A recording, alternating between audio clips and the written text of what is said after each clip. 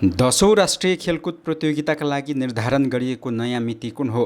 विक्रम सम्वत 2083 मङ्सिर 16 देखि 29 गतेसम्म।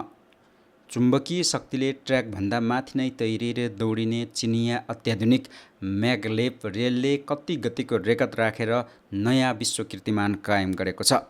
प्रति घण्टा 800 किलोमिटर।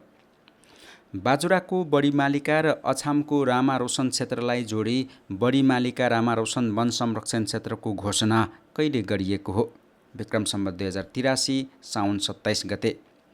इन्डोनेसियाको फ्लोरेस टापु नजिक 7.7 म्याग्निच्युडको शक्तिशाली भूकम्प कहिले गएको हो? सन् 2026 अगस्ट 15।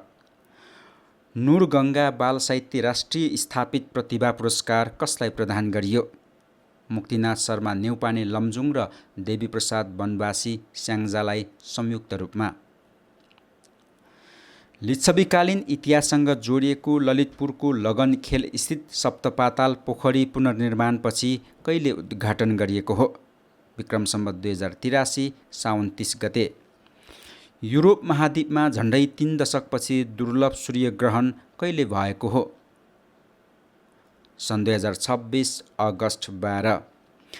गैर आवासीय नेपाली सङ्घको 17औं युरोप क्षेत्रीय सम्मेलन कहिले र कहाँ सम्पन्न भएको हो? सन् 2026 अगस्ट 10 र 11 Dublin Ireland. Model hunt Nepal 2026 को पुरुष र महिलातर्फको शीर्ष उपाधि जित्ने प्रतिभा को हुन्? पुरुषतर्फ परन्तप भण्डारी र महिलातर्फ लिजा श्रेष्ठ। सुनसरी र सिराहामा भएका प्रदर्शनका क्रममा ज्यान गुमाएका 4 जनालाई सरकारले कहिले शहीद घोषणा गरेको हो?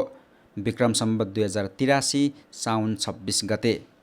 सिरियाली अदालतले 14 वर्ष चलेको गृहयुद्धका क्रममा मानवता विरुद्धका अपराध र युद्ध अपराधको आरोपमा पूर्व राष्ट्रपति बशर अल असदलाई मृत्युदण्डको सजाय कहिले सुनाएको हो? सन् 2026 अगस्ट 11। चीनका पूर्व प्रधानमन्त्री जू रोङजीको निधन कहिले भएको हो? सन् 2026 अगस्ट 12। काठमाडौँ विश्वविद्यालयको उपकुलपतिमा कसलाई नियुक्त गरियो? प्राध्यापक डाक्टर विवेक बराल। नेपाल भाषाका जनकवि दुर्गालाल श्रेष्ठको निधन कहिले भएको हो? विक्रम सम्वत 2083 साउन 31 गते। TV reality so voice of kids season 5 को उपाधि जित्ने प्रतिभा को हुन्? सुभाषना खड्का।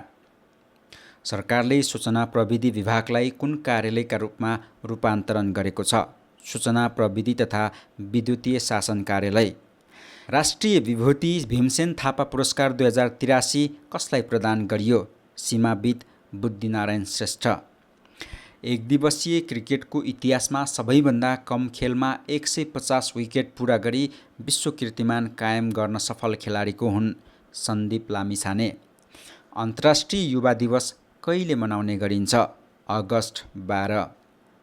नेपाल आदिवासी जनजाति पत्रकार महासङ्घद्वारा प्रदान गरिएको राष्ट्रिय पत्रकारिता सम्मान 2083 बाट सम्मानित हुने व्यक्तित्व को हुन्?